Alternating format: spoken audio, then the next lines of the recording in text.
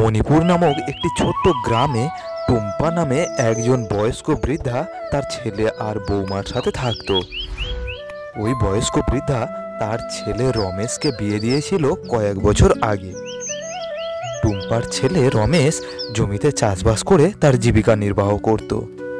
আর বয়স্ক বৃদ্ধা টুম্পা ছিল খুবই ধার্মিক। তিনি প্রতিদিন মন্দিরে যেতেন। একদিন সেই বয়স্ক বৃদ্ধা টুম্পা প্রতিদিনের মতো মন্দিরে যাচ্ছিলেন। হঠাৎ রাস্তায় তার সাথে দেখা হয়ে যায় এক বান্ধবীর। আরে সরলা, কোথায় যাচ্ছিস? অনেক দিন পরে তোর সাথে দেখা হলো।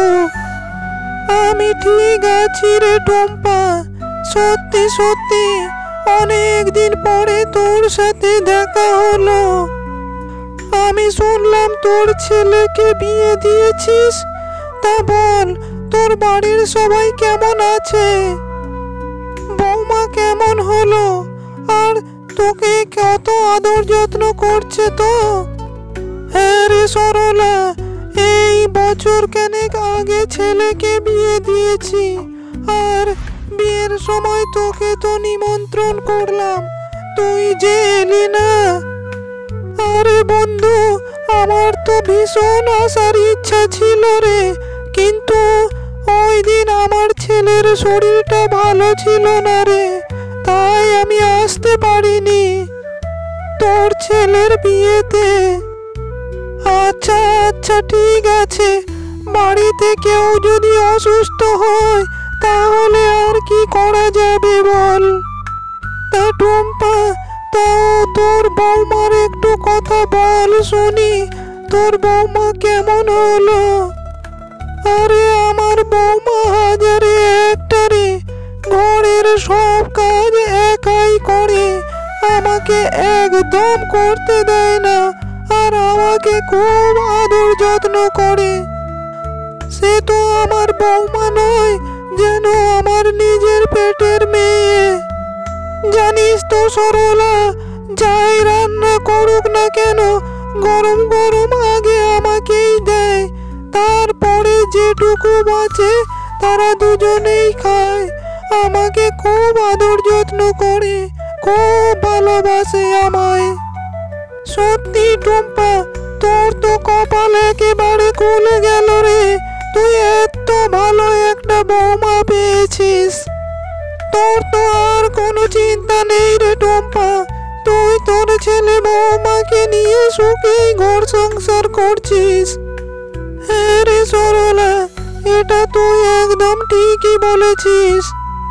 আচ্ছা শোন টুম্পা, আমার ঘরে অনেক কাজ পড়ে রয়েছে, আমি এখন আসি তাহলে, কেমন? তুই ভালো থাকিস। এখনই আমাকে বাড়ি যেতে হবে, তা না হলে বৌমা খুব রাগারাগি করবে যে।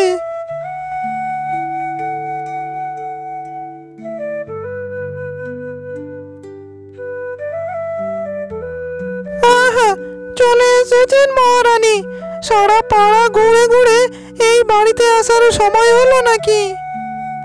বৌমা, রাস্তায় আসার সময় আমার ছোটবেলার একটা বন্ধুর সাথেই দেখা হয়েছিল।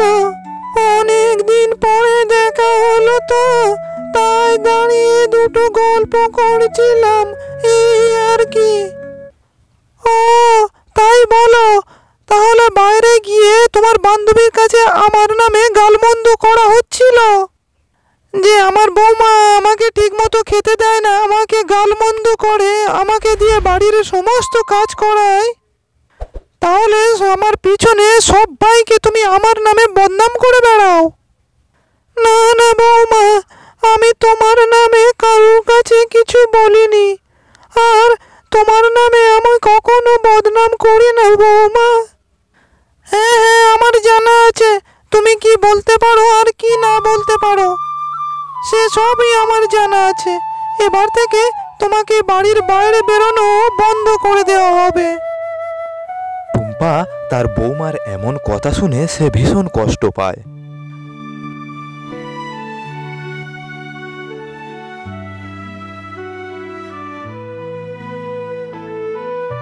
শোনো মা, রান্নাঘরে তোমার জন্য খাবার রাখা আছে, যাও গিয়ে খেয়ে নাও। বৃদ্ধা টুম্পা রান্নাঘরে গিয়ে দেখেন তার জন্য আগের দিনের বাসি খাবার রাখা রয়েছে। বৌমা, এটা তো আগের দিনের বাসি খাবার মা। আর তুমি আমাকে পেঁয়াজ আর কাঁচা লঙ্কা দিয়ে খেতে দিয়েছো। আজ কি কোনো সবজি বা তরকারি বানাওনি মা? হ্যাঁ মা, একটু মাছের ঝোল আর একটু সবজি করেছিলাম। তা আমি আর তোমার ছেলে খেতে সেগুলি ফুরিয়ে গেছে, তাই তোমাকে পেঁয়াজ আর কাঁচা লঙ্কা দিয়ে দিয়েছি। এই ভাতগুলো কালকের বা রাতের ভাত, এইগুলো যদি ফেলে দিতাম তাহলে নষ্ট হতো। আর আমি বাসি খাবার খাই না। বাসি খাবার খেলে আমার পেটে খুব ব্যথা হয়, সেই কারণে এইগুলো তোমাকে দিয়েছি। ফেলে দিলে তো নষ্ট হয়ে যাবে এগুলো। আর এমনিতে তোমার ছেলে জমিতে অনেক পরিশ্রম করে উপার্জন করছে, দিন রাত জমিতে পরিশ্রম করছে।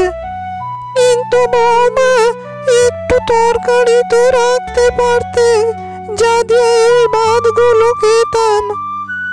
আর এমনিতে এই ভাতগুলি নষ্ট হয়ে গেছে, দুর্গন্ধ বেরোচ্ছে। যদি খেতে হয় খাও, আর তা না হলে উঠে পড়ো, পেটে হাত চাপা দিয়ে গিয়ে শুয়ে পড়ো, গিয়ে যাও। এই বলে বৃদ্ধার বৌমা সেখান থেকে চলে যায়। বৌমার এমন কথাবার্তা শুনে বৃদ্ধা টুম্পা ভীষণ মন খারাপ হয়ে যায়। তখন বৃদ্ধা সেই ভাত না খেয়ে বিছানায় গিয়ে শুয়ে পড়েন।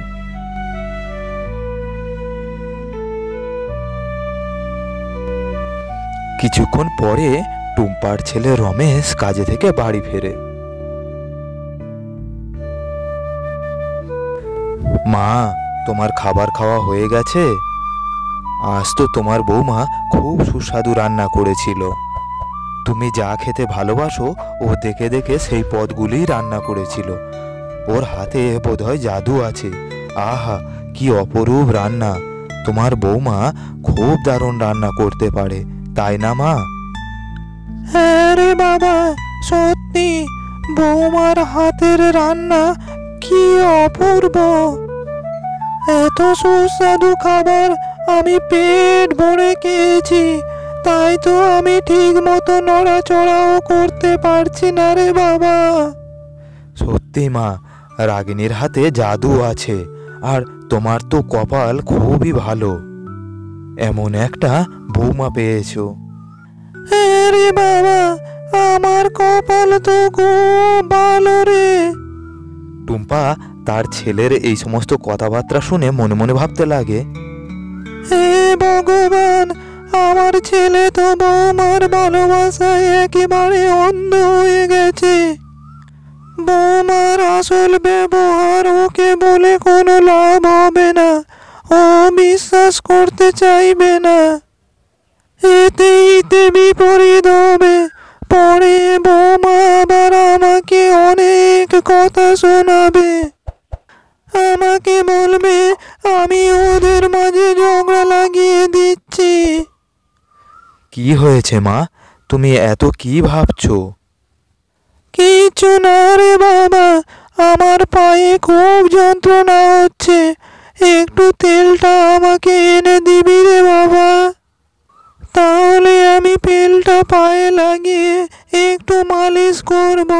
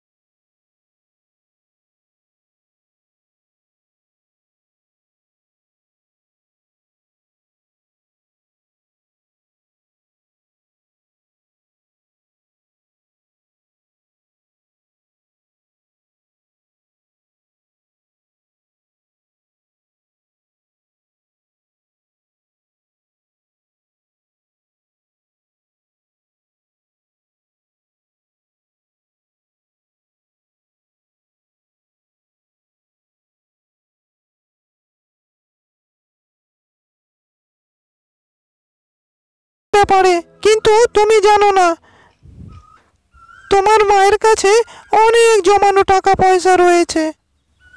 তুমি তোমার মায়ের কাছ থেকে সেই জমানো টাকা পয়সা কিছু চেয়ে নিয়ে এসো। আর হ্যাঁ, তুমি এমনিভাবে চাইলে কিন্তু মা দেবেন না। তুমি বলবে যে জমিদারের কাছ থেকে তুমি ঋণ নিয়েছো, আর জমিদার এখন সেই ঋণ শোধ করতে চাইছে, তাই জমিদারের ঋণ শোধ নেওয়ার জন্য তুমি মায়ের কাছ থেকে টাকা চাইছো। আর তাতেও যদি উনি টাকা না দেন, তাহলে ওনাকে বাড়ি থেকে বের করে দেওয়া হবে। গিন্নি, মাকে তাড়িয়ে দিলে মা কোথায় থাকবেন? আমরা ছাড়া মায়ের তো আর কেউ নেই। আমি অত শত জানি না, তুমি মায়ের কাছ থেকে গিয়ে টাকা চেয়ে নিয়ে আসো, বেশ? ঠিক আছে গিন্নি, আমি মায়ের কাছে যাচ্ছি।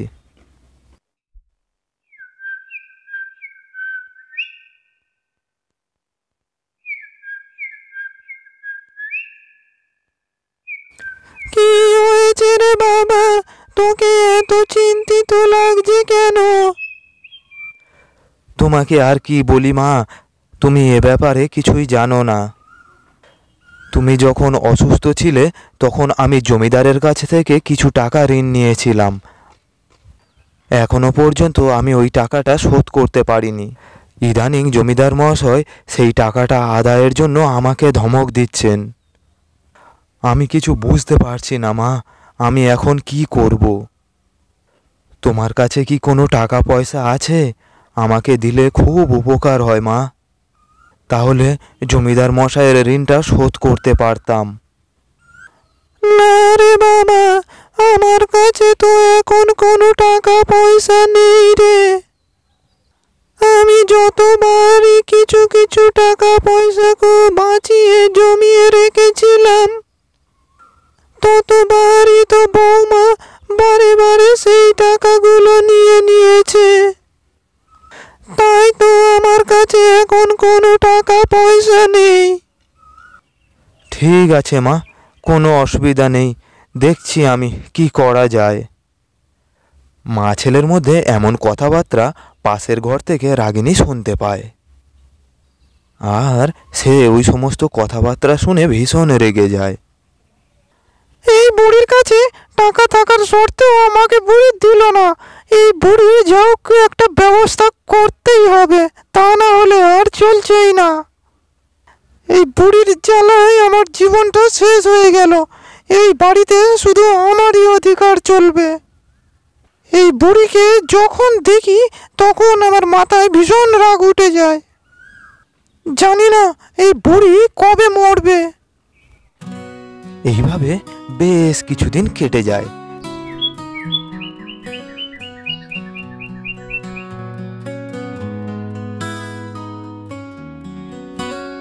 একদিন রাগিনী নিজের ঘরে বসে বসে ভাবতে থাকে, এই ঘাটের মরা বুড়িকে আমি ঘর থেকে বের করেই ছাড়বো, কিন্তু কিভাবে তাড়াবো আমি সেইটাই বুঝতে পারছি না। রাগিনী এইভাবে কিছুক্ষণ বসে বসে ভাবতে থাকে। কিছুক্ষণ পরে তার মাথায় একটা বুদ্ধি আসে। এইবারে এই বুড়িকে আমার হাতে থেকে কেউ বাঁচাতে পারবে না। দেখ বুড়ি, তোর কি অবস্থাটা করি আমি। কিছুক্ষণ পরে রাগিনী ঘরের ভিতর থেকে বাইরে বেরোতে গিয়ে হোঁচট খেয়ে পড়ে যায় এবং সেই সাথে সে জোরে জোরে চিৎকার করতে থাকে।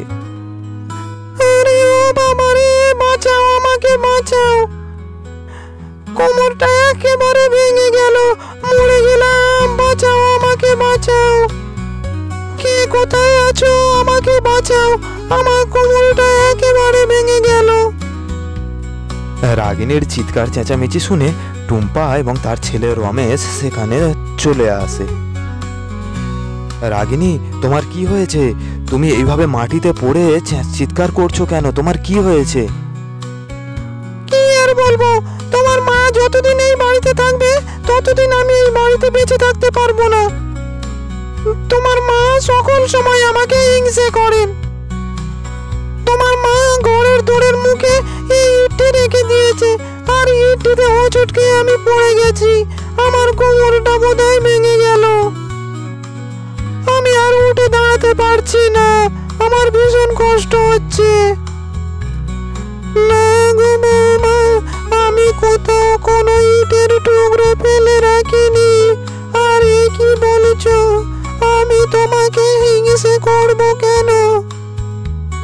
তুমি আমার উপরে মিথ্যে অপবাদ দিও না বৌমা। চুপ করো মা তুমি। আমি সব কিছুই জানি। তুমি তোমার বৌমাকে একদম পছন্দ করো না, সারাক্ষণ তাকেই হিংসা করো। তাই জেনে শুনে এই কাজটা তুমিই করেছো। না রে বাবা, এমন কোনো কাজ আমি করিনি। তাহলে মা, আমি কি মিথ্যে মিথ্যে এসব করছি? ওরে মা রে বাবা রে, আমার কোমরটা ছেড়ে যাচ্ছে। শোনো, তোমার মা যদি এই বাড়িতে থাকে তাহলে আমি এই বাড়িতে থাকবো না। যতদিন তোমার মা এই বাড়িতে থাকবে ততদিন এই বাড়িতে বিপদ আমার বেড়েই যাবে। না গিন্নি, তুমি এ বাড়ি ছেড়ে কোথাও যাবে না। মা, তুমি আর এ বাড়িতে থাকতে পারবে না। তোমার অভিনয় অনেক হয়েছে। তুমি এই বাড়িতে চলে যাও এবার। রমেশ বাবা, এইসব তুই কি বলছিস? তুই তোর বউয়ের কথাটাই বিশ্বাস করলি, আমাকে একদম বিশ্বাস করলি না।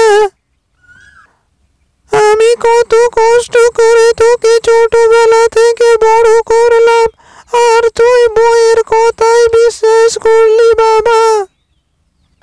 লোকের দূরে দূরে কাজ করে আমি তোকে মানুষ করলাম, আর সেই তুই আমাকে আজ এত কথা শোনাচ্ছিস, আমাকে বাড়ি থেকে বের করে দিচ্ছিস বাবা। ওসব কথা আমি জানি না। তোমাকে এই বাড়িতে আমি আর থাকতে দেব না। তুমি চলে যাও এখন এই বাড়ি থেকে। ছেলে আর বৌমা মিলে টুম্পাকে বাড়ি থেকে তাড়িয়ে দেয়। কিন্তু বৃদ্ধার টুম্পার যাওয়ার মতো কোনো জায়গা ছিল না। টুম্পা অসহায় হয়ে এদিক ওদিক ঘুরতে থাকে, কখনো এ গাছতলা কখনো ও গাছতলা। তার কিছু খাবারও জোটে না, অনাহারে সে রাস্তায় রাস্তায় পড়ে থাকে।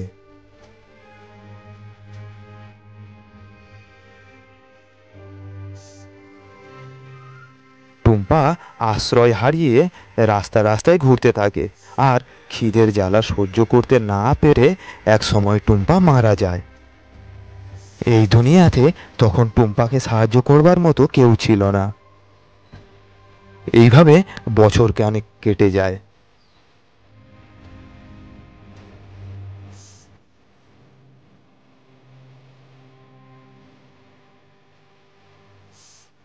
এরপরে টুম্পা এবং রাগিনীর একটি পুত্র সন্তান হয়। তারা তাদের ছেলেকে খুব ভালোবাসতো আর খুব আদর যত্ন করত। এমনভাবে আরো 25 বছর কেটে যায়।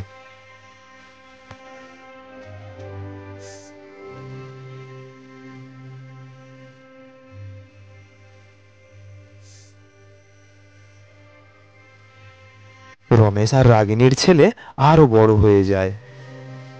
সে তার ছেলেকে একটা বিয়ে দিয়ে দেয়। কথায় আছে, পাপ কখনো বাপকেও ছাড়ে না। যে যেমন কর্ম করবে তাকে তেমনই ফল ভোগ করতে হবে। রাগিনী 27 বছর আগে তার শাশুড়ির সাথে যেমন ব্যবহার করেছিল, আজ তার ছেলে বৌমাও তাদের সাথে তেমনই ঠিক ব্যবহার করছে।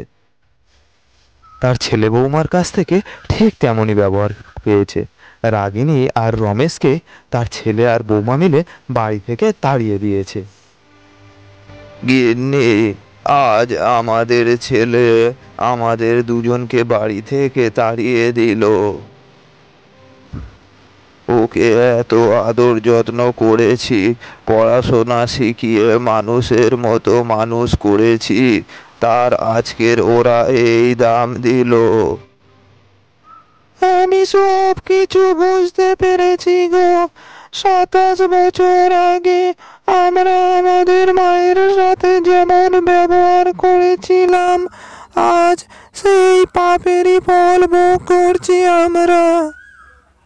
আমরা আমাদের মায়ের সাথে যেমন ব্যবহার করেছি, আজ আমাদের ছেলে আর বৌমা আমাদের সাথে ঠিক তেমন ব্যবহার করছে।